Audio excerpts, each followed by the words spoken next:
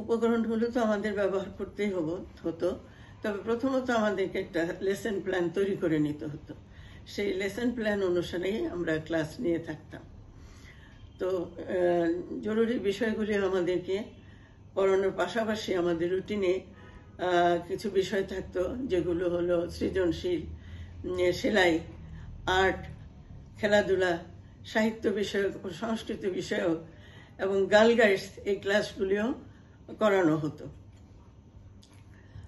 তো প্রায় সময় আমরা শ্রেণীকক্ষে পাঠদানের পরেও মাঠ পর্যায়ে তাদেরকে প্রশিক্ষণ দিয়ে থাকতাম এবং শিক্ষাদান করে থাকতাম। তখনকার লেখাপড়ার মান মোটামুটি আমাদের কাছে উন্নতই ছিল এবং ছাত্রছাত্রীদের মধ্যে পড়াশোনার প্রতি যথেষ্ট আগ্রহ ছিল। আমরা যেভাবে বুঝিয়ে দিতাম সেভাবে তারা গ্রহণ করত এবং সেভাবেই তারা রেসপন্স করত এবং ক্লাস বেশ সার্থক হতো, জমজমাট হতো, রেসপন্সিভ হতো। আমরা কখনোই পাইনি কোনো ডাল ক্লাস। শিক্ষক এবং ছাত্রছাত্রীদের মধ্যে আমাদের মধ্যে, বিশেষ করে আমরা বালিকা বিদ্যালয়ে পাঠদান করেছি, ছাত্রীদের মধ্যে আমাদের সঙ্গে একটা সুন্দর সম্পর্ক গড়ে উঠত। ভালোবাসা এবং স্নেহ মমতার একটা সম্পর্ক আমাদের মধ্যে ঘনিষ্ঠ হতো।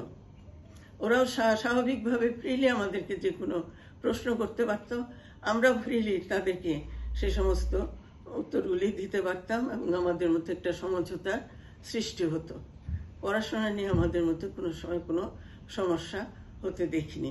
নবম শ্রেণীতে ক্লাসে বিভাগ করা হতো। 3টা বিভাগ আমার বিদ্যালয়ে ছিল, যেমন সায়েন্স, আর্টস এবং বাণিজ্যিক। 3টা বিভাগে ছাত্রীদের পছন্দ অনুসারে তারা নির্বাচন করত এবং বিদ্যালয়ে ল্যাবরেটরি ছিল। সায়েন্সের জন্য প্র্যাকটিক্যাল ক্লাসগুলি হতো।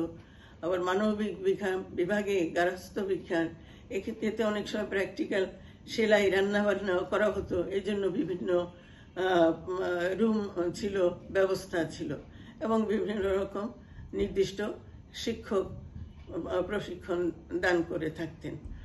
বেশ উৎসাহের সাথে ছাত্রছাত্রীরা এই সমস্ত ক্লাসগুলি গ্রহণ করত এবং শিক্ষকদের সঙ্গে সমন্বয় সাধন করে চলত। বিদ্যালয়ে এসএসসি পরীক্ষা, বৃত্তি পরীক্ষা ইত্যাদির ফলাফল অত্যন্ত সন্তোষজনক ছিল।